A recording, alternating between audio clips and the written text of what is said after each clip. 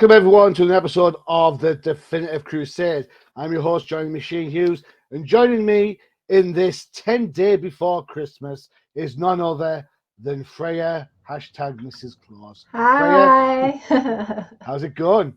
It's going great. Got your Santa suit on? I do. I'm very festive this year. So have I been on the naughty list or have I been on the nice list? Probably the naughty list. Let's Hey, that's the one I was going for. Get in there. It's all the talk about fishnets. What can I say? Exactly. Right. And joining Freyja and myself, we have Matthew the Knight. That's me, although not nearly as festive. No. Ooh. I know. I gotta say, I'm wearing a black jumper, so you know. That's like, we've got Mrs. Claus. We've got. Well, I guess I could make a joke about the white beard and being Santa, but you know. And then you've got. I'd rather stay away from that. And then Saint Nick, the red beard and all. Yes. I thought it was just like one of the elves. Sorry, dude. That's what I was going to say, an elf. yeah, just me, I guess. Fun fact: my dad's a professional Santa Claus, so it kind of really, yeah. Cool. I don't think have I never shown you guys? No. It's pretty great. I'll show it. I'll post some photos in the chat. Okay. It's really cool. It's really cool to see him work. And so this time of year, he's really busy. And for all the kids that are watching this, when we say a professional Santa Claus, what we mean is a professional helper to Santa Claus, right? Exactly. Yeah. Because there's only one Santa Claus. Santa needs to help. Because exactly. The USA is a big place, right? And the UK is a big place, and so Santa needs all the help he can get. Exactly. Good call. Yeah. It's really cool to think that Santa pays him to help out. Yeah. Well, as long as he doesn't pay him in cookies and candy canes. Right? I think my dad's been paid in too many cookies. Why do you think Santa takes all the beer and cookies and stuff? Boxing Day comes around, he's around all the professionals. There you go, dude. There's some beer. Finally. Yeesh. Hashtag we destroy Christmas. All right. Okay. So we are before Christmas. So we have gift ideas. Let's talk about some gift ideas. If I could grant you a DC related gift of some sort, putting everyone on the spot here, what would it be? Freyja, what if I could grant you a DC Comics Christmas, what would you be asking for? DC Comics? I really want, and I'm really ashamed, I don't have a Batman figure yet. Maybe because he's my favorite character, and maybe it's because I'm just like, nah, that's not good enough. I need to find the one that's just like, wow, that's awesome. But I haven't found it yet, and it makes me sad. When you say figure, do you mean like the figure, toy figure, or do you mean like the statues type thing? Statues. Body pillow. I collect the statues. No, that's Garrett's material. Honestly, fair though.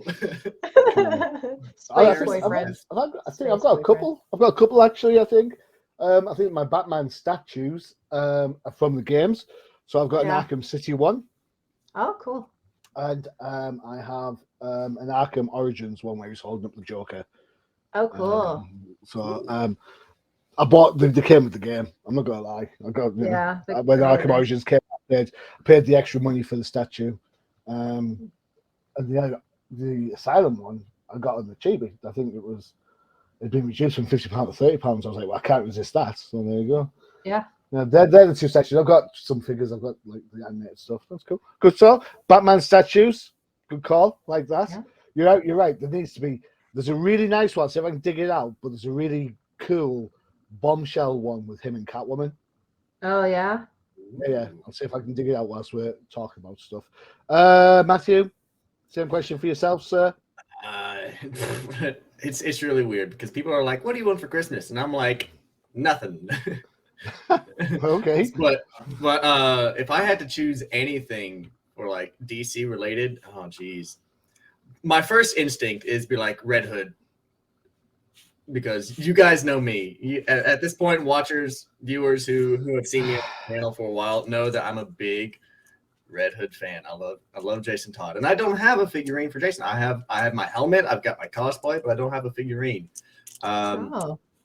Well, not to brag, I've got a Jason Todd figurine. Admittedly, I did smash the head off it, but you know.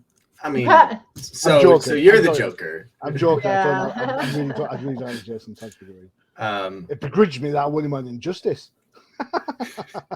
But if I had to think about it, geez, I don't know. Once again, I think a figurine would probably be my go-to, because I do like collectibles and I like having prop stuff behind me for my stream. So whenever I finally get around to maneuvering all my stream setup to where I want it, I'll have like my backdrop and have all my Gundam figures and comic figures behind me for a stream. And I would love anime figures too.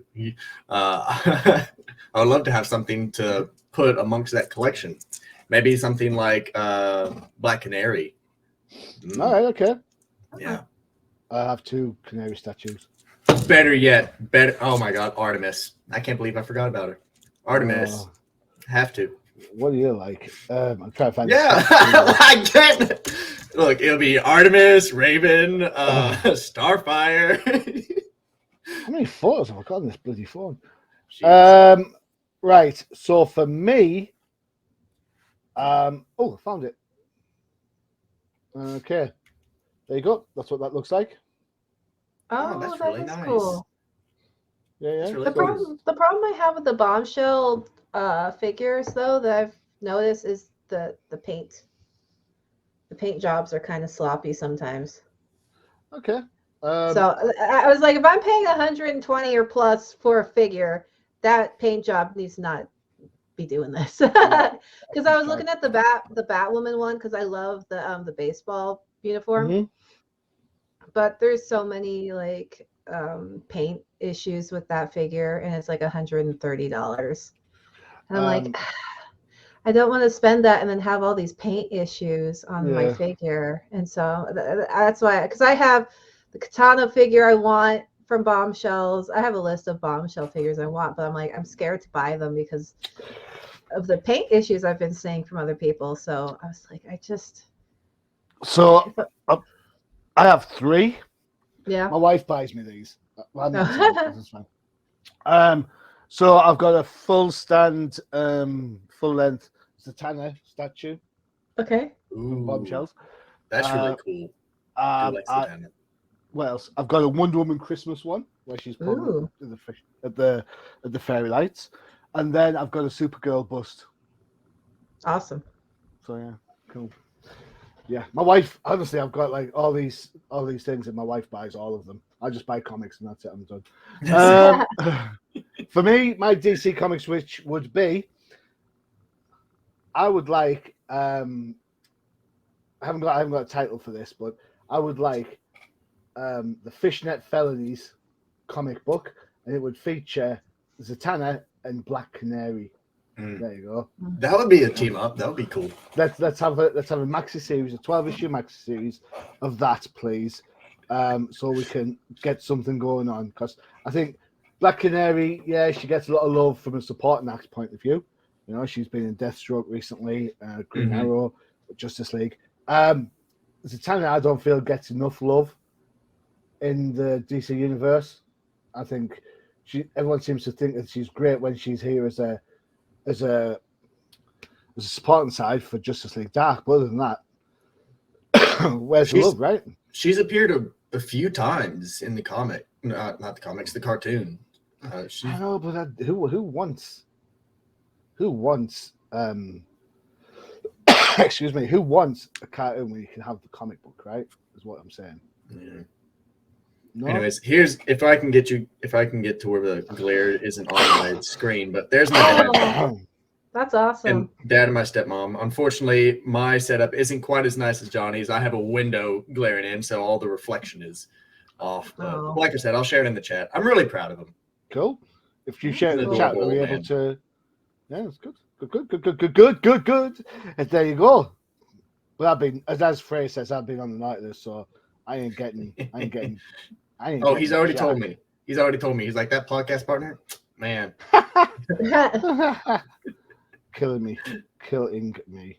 All right, okay. So, first up is some books. We had a look at what came out. Freyja, for some reason, even though there's a book that's on her best of list, decided to go with this. All right, so this is Blue Beetle, Graduation Day, number 1 of 6, written by, I'm going to get the names wrong, so apologies now. Josh, I'm going to say Trujillo, and Adrian Gutierrez is on art. Will Quintana is on colors, and letters is Lucas Gattoni. Right, so Freyja, what made you pick this book? We haven't talked about Blue Beetle in I feel like years. There is a reason. I know.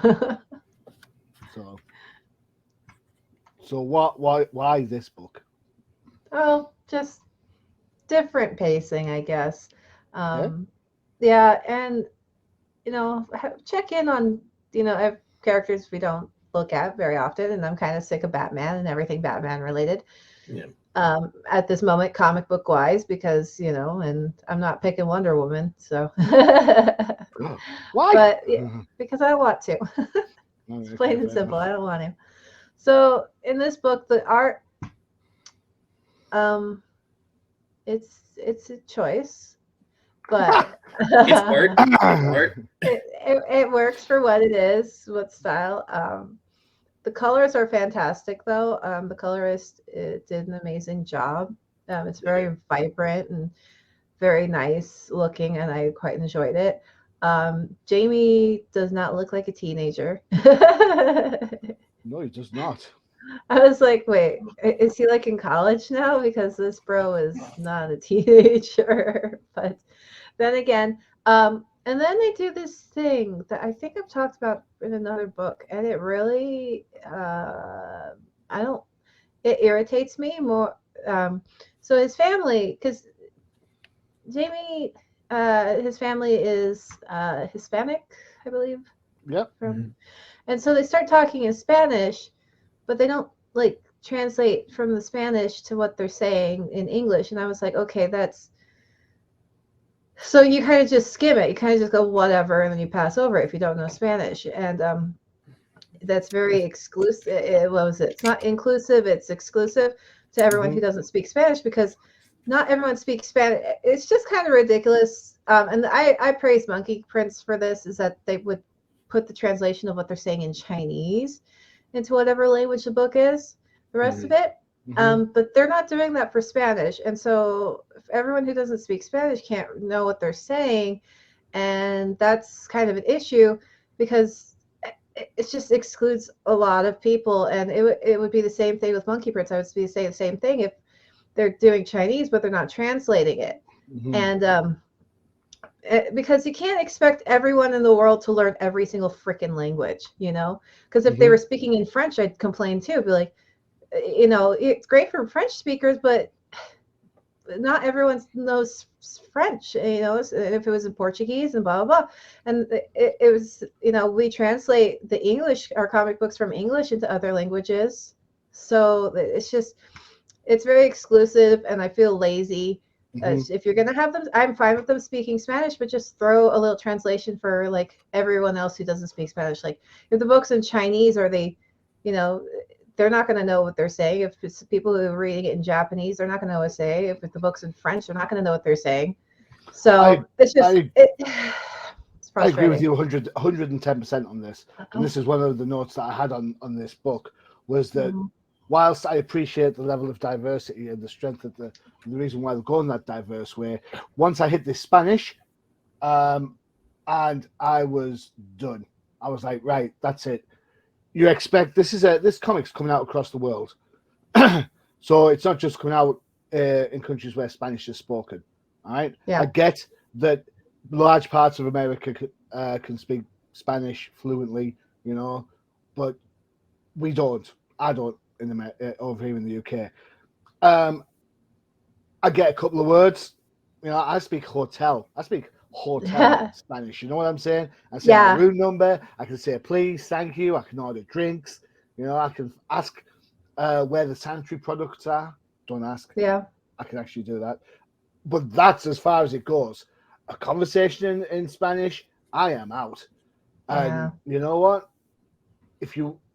Equality doesn't mean you put one aspect down to promote the other. Equality Exactly. means you are raised to the same standard together. And if you're Yes. going to start doing this books like this, I'm out. I'm like, right, I'm done.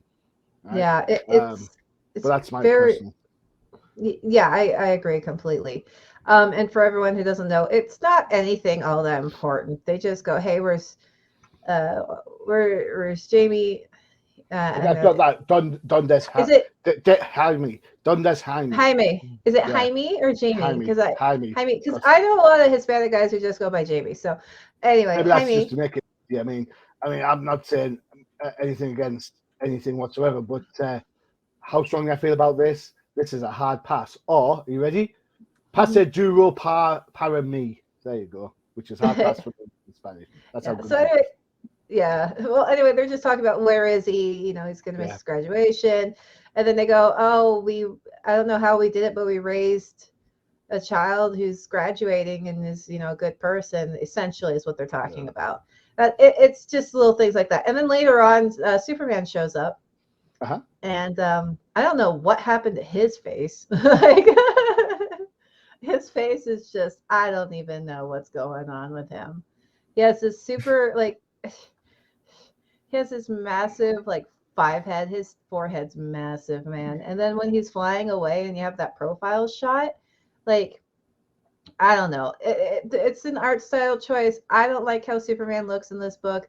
Batman looks great, but then again, he's covering 95% of his face, and all you see is his cheeks. I mean, I'm not gonna lie. When I saw this book, sorry to jump in there, Matthew, but when I first saw this, I thought this was John Kent. I didn't realize it was Clark Kent until he starts talking to Batman, and I was like, "Oh, it must be Clark." Yeah, everyone doesn't look their age, and it's weird.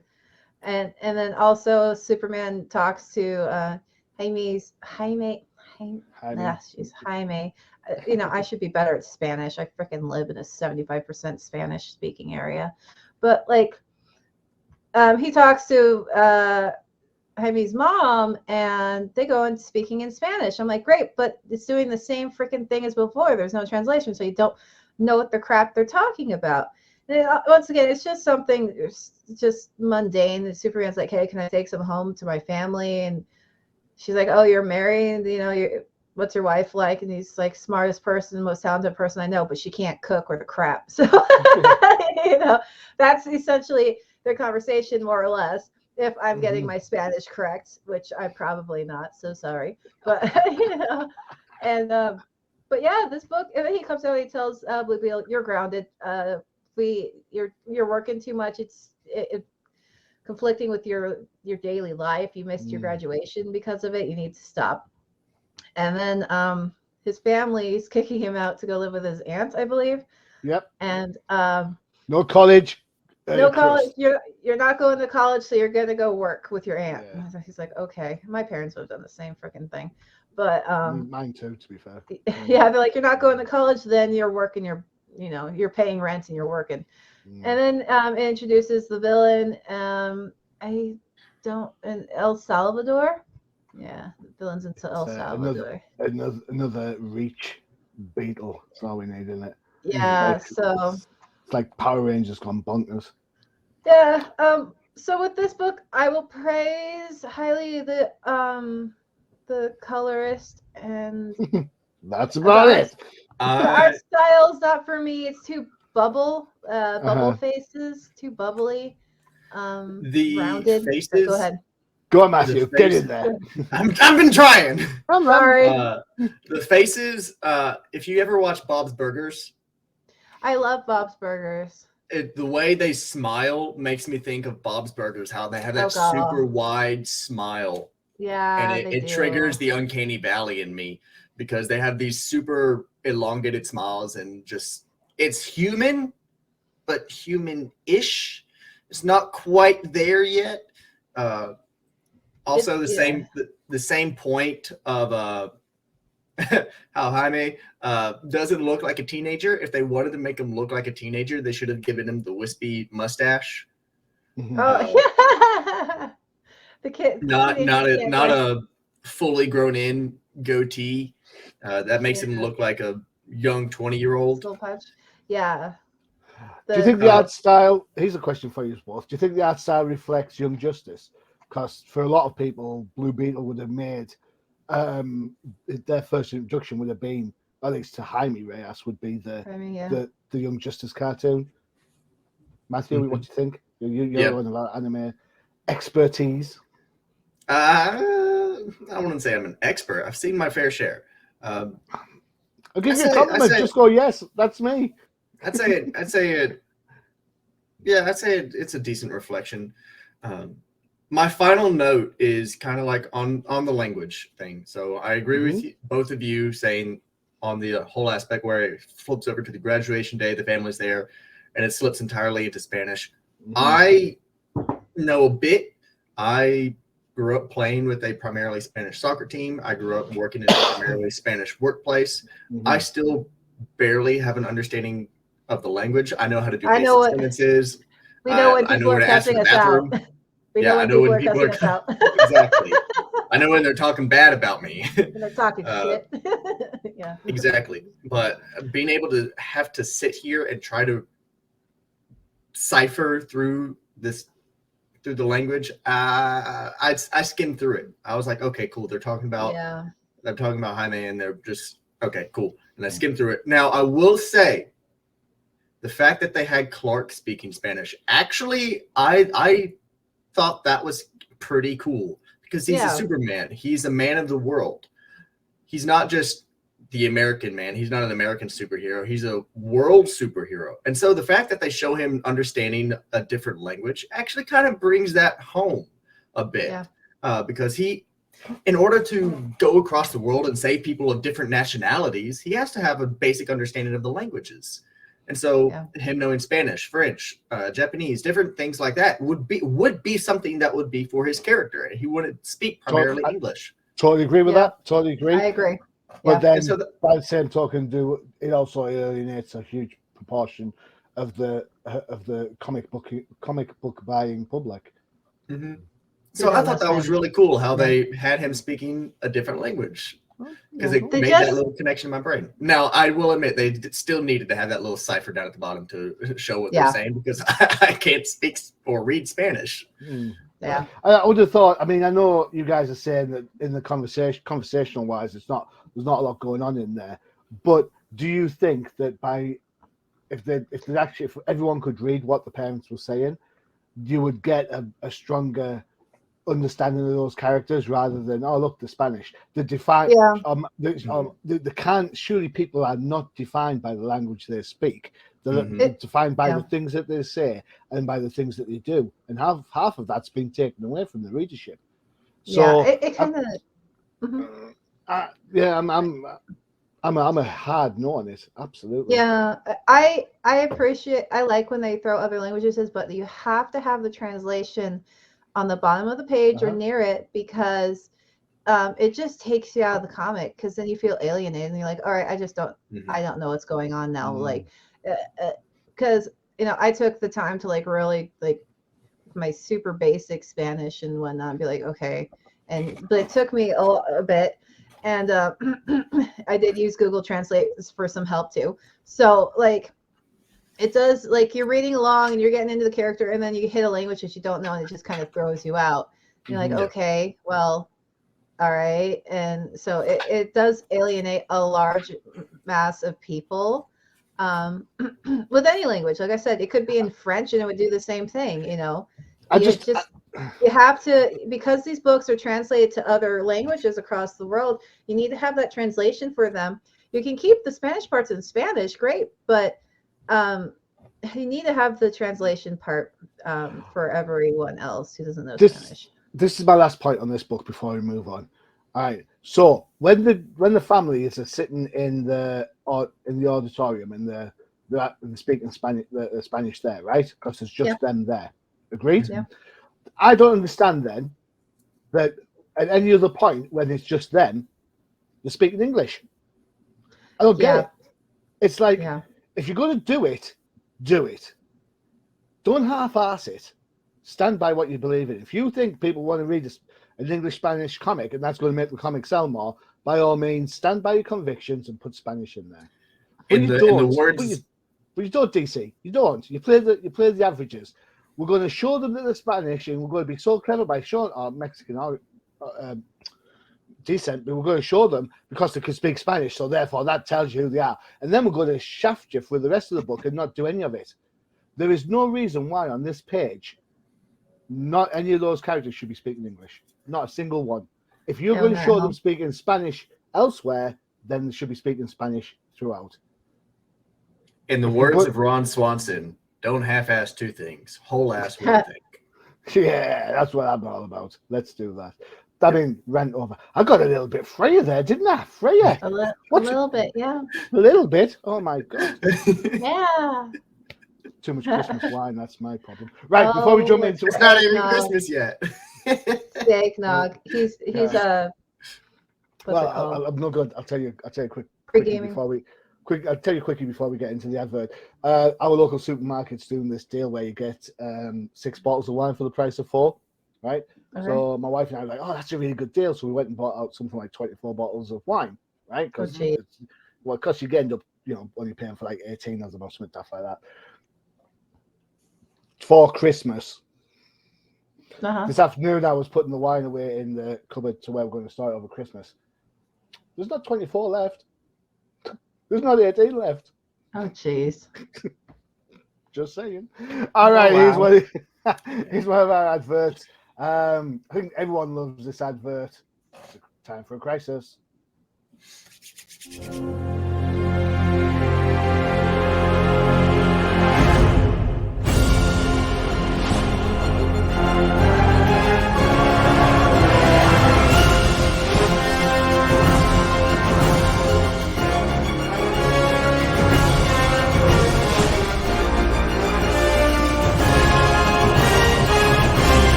Figures earlier, so hopefully that's wet your whistles. I do have to say, I love that advert because it suggests that Keanu Reeves towers over Batman. Because if you look, the figurines for Keanu Reeves and then the Batman figurines, it just makes me giggle. Batman still kick his ass, so that's fine. I mean, all right, John Wick. Come on, John Wick guns. I'm just saying. All right, okay. Time for our second book, and it is this beauty chosen by Matthew. It's Batman number 130, aka the most implausible story you'll ever read ever. Written by Chip Zdarsky, art by Jorge Jimenez, colors by I can never get his first name right. It's Tomei Mori, and letters by Clayton Cowles. So, why do I think this is an implausible story? Matthew. that brings us to the first point of this book. We are greeted with Batman surviving a atmospheric re-entry. Not just that, he survived space. He survived space. So apparently in the last book, he was framed for the murder of Cobblepot of the Penguin. And so one thing led to another, and he was yeeted out into space by something called Failsafe, which have you not been reading this book? I have not read 125. Right, I kind of read the review of it, but here we go. So you're absolutely right. Batman is framed for the death of Cobblepot. That initiates a failsafe program in the Batcave, and the super android gets brought out of its bunker to take down Batman because the robot thinks that Batman has crossed the line. He's taken her life, and because of that, He chases Batman across the globe, takes control of Gotham, captures Nightwing, the Batgirls, all that sort of shebang. Batman hides out at the fortress, almost gets Clark killed, hangs out with Aquaman to recoup before getting beamed into a Justice League watchtower. Of course, Failsafe follows them there. There's a great big explosion, and Batman is now left in space. Da-dum, previously on Batman. There you go. Previously on. But yeah, that's the story so far. Like I said, I kind of read the review to try to catch myself up before going into this. But I picked it because of the absolute ridiculousness of Batman just surviving the vacuum of space and then surviving a re-entry. just by like, yes, if I turn. Also, if you go back to the point, quick science thing that really bothered me, and this always bothers me, when he says deceleration hurts just as much as acceleration. Acceleration is defined as the change in direction or velocity. There is no such thing as acceleration. So acceleration can be somebody speeding up or slowing down. That's how acceleration works. Fun fact. There's no such thing as deceleration. It's a made-up term for us common normals. But anyway, I'm going to Google that. Google it. Yeah, Look at what the definition of acceleration is. It bothers me. But he's like, yes, if I turn this 45 degrees and then aim it this way, and such and such. And then he survives. It just blows my mind that the plot armor on this is so thick. Anyways, I will have to say that the artwork is great. Solid 7.5 out of 10. Maybe even 8. There are a couple things that kind of bothered me, but fantastic. The coloring on it, wonderful. I mean, just showing him like entering through the atmosphere and just seeing all the particles catching fire as it goes through. Wonderful job on the coloring artwork. Love it. I love the stance. He gets up. He's like, "Oh yes, I just survived atmospheric reentry. Failsafe is coming." And then Clark wakes back up. Apparently, he hasn't been done with treatment, but he knows Clark is Batman is back on the planet, and so he has to go and try to stop Failsafe once again, or at least buy Batman time to figure out a plan. And this brings me to my next point that really bothers me, and it's something that I find to be almost defeatist, so to speak, is that to stop Failsafe, all this planning and so on, the best solution is to just come up with a reprogramming. There's a robot, what do you expect? I know, but it's just a simple reprogramming just to give him compassion. Cool, I guess. It's a solution. And this is one of the things I was saying that bothered me on the artwork is how their legs just disappear. I understand they're running, but it looks like they have their legs like gone and they only have that one leg. I don't know. It's just me. I do love the artwork for Failsafe. Failsafe is a really, really well done just piece of work. Just love it. Also, I do have to point out that, and they succeed in implanting the chip. Failsafe defeats Clark, which is weird to me because it's Superman. But anyways, doesn't he use kryptonite? I know he has kryptonite and whatnot, but still, they implant the chip. They succeed in giving him compassion, and he still turns around and goes, "Yes, eliminate Batman," and just erases him essentially. Tim falls down and he's like, "I thought you were supposed to have compassion." That was compassion, and then just walks away. It's a story. It's a story. Like I said, the artwork and coloring are really well done. There are a few things in it that just made me giggle, like the acceleration and deceleration that bothered me, the atmospheric reentry. And also the fact that he's programmed to stop Batman, but he's not programmed to stop Batman and Robin. Well, there you go. That's so I've done a quick Google search. According to Google, acceleration is a vehicle's capacity to gain speed, and by Google's definition, deceleration is reduction in speed or rate, according to Google. Well, Google is not what I taught or what I was taught. I was taught out of scientific textbooks. Oh, there you go. Fair enough. Freyja, did you? Freyja's listening there, thinking, science. Nerds. That's what she's thinking, Matthew. Exactly. She's shaking her head. Nerds. Where's your in mechanics, acceleration is the rate of change of the velocity of an object with respect to time. Yes. So it has different definitions Put your pocket protector away. Go. Let's talk about the comic book. If I could make myself fall asleep on screen, I would. So come on, talk to me about this book. What do you think? Yay, nay, in between? It was the art was great. I liked the art for the most part. Like there were some janky things going on with Batman's leg, and when he and Robin are running out, he goes like it's so weird. The eyes in the cowl. Yeah, and the eyes in the cowl was also kind of weird. They're either there or not there. Pick one. Yeah, it's either white or we get his eyes, and some of the scenes where you see his eyes are kind of creepy. I did like the ridiculousness of Batman surviving a fall to Earth through the atmosphere. It's so stupid. It's great. I love it. Like yeah, superhero ridiculousness at its finest. You know, but the story was actually good. Cheesy at times, but you know that's what you expect.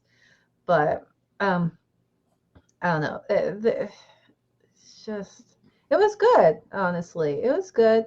Batman dying though, I'm just kind of bored of that whole shtick. Because he'll come back again. He always comes back. I was like, you know, having Tim probably blow up would have had more of an impact, but you know, because sidekicks don't always come back. But, ooh, there's a challenge. Can we name one that hasn't? On that note, I was loving this book. Alfred. Alfred's back. I know, but I was loving this book. I mean, Chip Zdarsky's been killing it on the Knight Maxi series. That's been fantastic for a bit of Legends of the Dark Knight shenanigans going on. That's been brilliant. And this was quite pacey. It was fun. There was a genuine threat, even though his design is dear from the Batman cartoon. From there on in, I thought this issue was beyond ridiculous. I thought it was absolutely ludicrous. You've got a character who can survive space. Oh, it's a bad computer's talking to me there. That's crazy. So he survived space. He has survived the re-entry, survived fallen, survived landing, stands up, walks to the good old Fortress of Solitude, then has a fight, and then gets shot and dies. This is essentially of the same as a person surviving COVID, then a car crash, then surviving cancer, and then dying because they stubbed the toe on a bedside table, getting out of bed in the morning. It is ridiculous to the point where I am this close to stop buying this book. Superheroes are supposed to be fun and they're supposed to be whatever, but Batman is a human person. He has limitations, and that's part of the charm of the character. If you can get him to do all this, then he doesn't need the Justice League, does he? He doesn't need anybody else. He doesn't need Robins. He doesn't need anybody because he can fall from freaking space and survive. He might as well be Superman at that point. Matthew, you're absolutely right. I don't swear this. I don't do this often. But the ending of this story is pure and utter bullshit. Because it's like, why would you do this? You've got a character that's based on ground level, and you do this sort of stuff. It is ridiculous. If I buy the next issue, I'll be surprised. All right, and I will have to admit there is a story in the back of this book, right? There is a second story in the back of this. Who cares? I know. Normally I would say who cares, but I do want to shout this out. It is actually a decent read. It is a pretty interesting little concept of Batman dealing with his inner self and trying to fight against the thought of like maybe I should just kill him. Maybe I should just end all of them, take them all out, and just be done with it. And it's actually it's a fun little read. It's like maybe 10 pages of him struggling with his insides and not insides, but his inner thoughts. Yeah. He's struggling with digestive issues. Yeah. But it's a pretty cool little read. I thoroughly enjoyed it. It actually drops a name in here that I'm going to look up real quick. Let's see. It was Zerenar. The Batman of Zerenar. Yeah. Yeah, that's Batman's alter ego there, where he wears the full color costume he was in this run about 4 issues ago. So, yeah. Cool. So it's really cool. It's just a fun little read. Cool. Gotta be better than it shows Zerenar bleeding from the eyes and mouth while holding Batman. And it was like a surprisingly little dark moment. And I was like, oh god. It's gotta be better than the main story.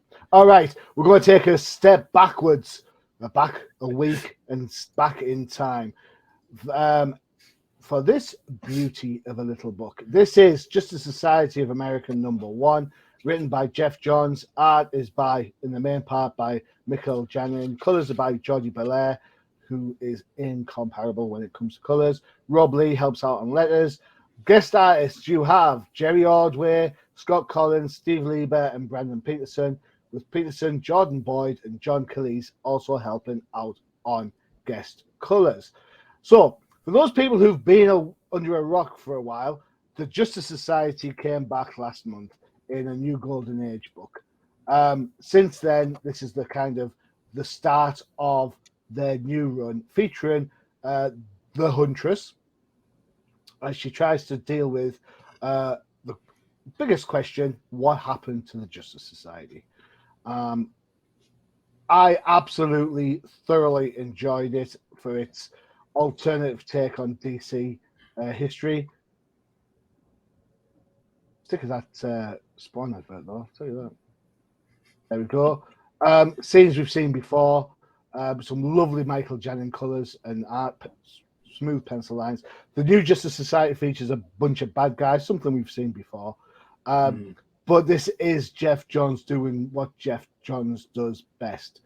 Therefore, you get time travel. You get alternative multiverses. You get characters that you last saw in the Doomsday Clock reappear. All right, and characters are hinted at from the recent Future Beyond Flashpoint miniseries. Power Girl makes a return. Yay! Power Girl. I love Power Girl. Okay. Sorry. And I'm just how a big fan of her outfit, really. How they get and how they get dismantled is quite ingenious. How time's been involved. Power Girl gets shot. Time, and through it all, somehow or another,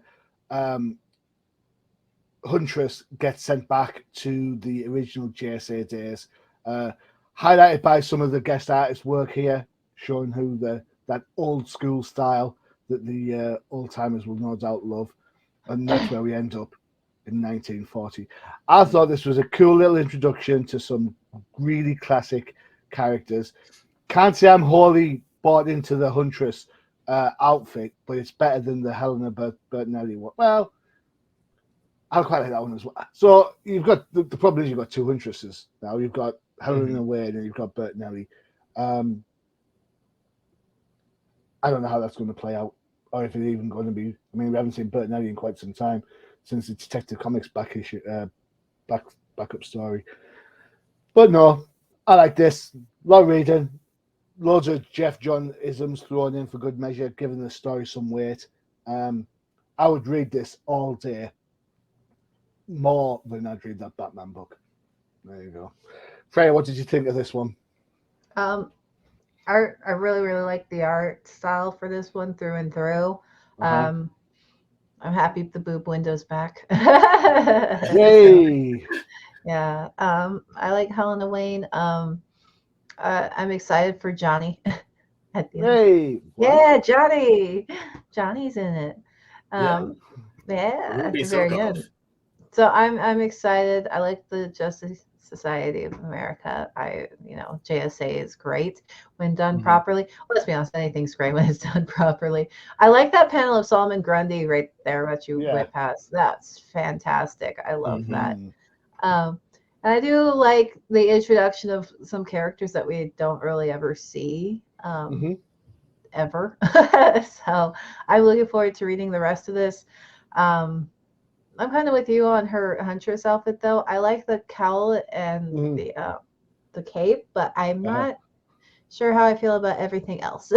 Yeah. But it just seems, I don't know, clunky. But I liked it. So I'm gonna read the rest. Sorry. So the huntress outfit. So for anybody out there watching who has ever played the game called Destiny, I'm a big time Destiny player. I love. She looks like a hunter, like the usual hunter outfit with the cape and everything. Johnny, I know you probably don't know what we're talking about. Yeah, but that's like Space Marines, and they're supposed to be clunky, but she's not. Well, I know what you're saying. I know what you're it's saying, but and they have like the side cape, not a full cape, and then they have all their gear on the side and stuff. But it's pretty cool. Yeah, I mean, I can see what you're talking about, but I don't think it'll work with like her character though, because she's going around flying around, Oh yeah, I'm not saying she would be a hunter. I'm just saying that like her outfit. It looks like it, makes me think of the typical hunter outfit from Destiny. Yeah, I can see that. What makes me laugh is that DC have actually stood up and been counted and said, right, we're doing Power Girl. We're not going to make any bones about it. The boob window's coming back. They do Huntress, and they don't do the hot pants and the midriff thing going on. So I'm like, only so much sexualization can go on, Johnny. Well, to be fair, that's and I know what people are going to say. That's the Bertinelli Huntress, but originally the Helena Wayne Huntress was just like a leotard and thigh highs, just the same way Wonder Woman practically is minus the thigh highs. So I don't understand why there's a need to bring it back to this. If you're okay sorting out Power Girl, even though Power Girl goes through a couple of costume changes in this book.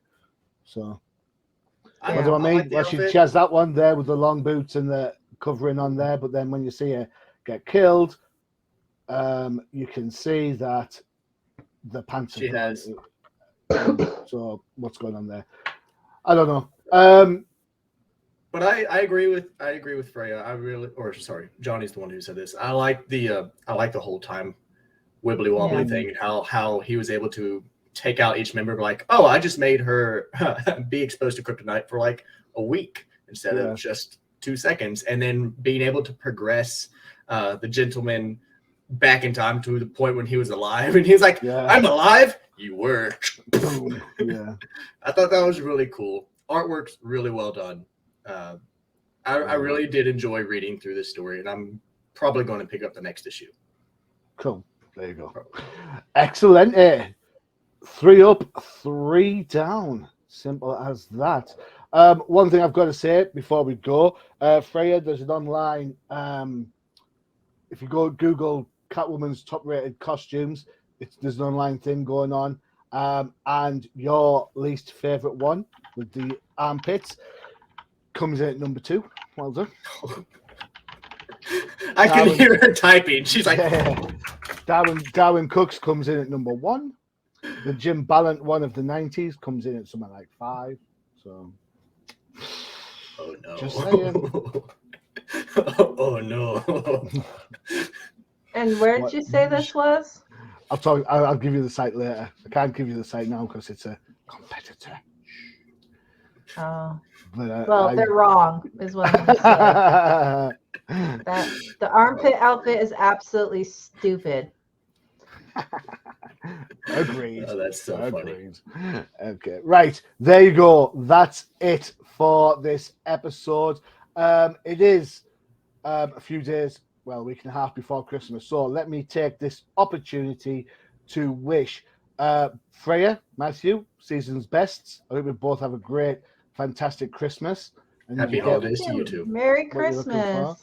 And for everyone who's listening and joined us over this last year, thank you so much for your time, your patience, just to listen to our opinions, whether they be good or bad. We absolutely appreciate you. appreciate it, definitely.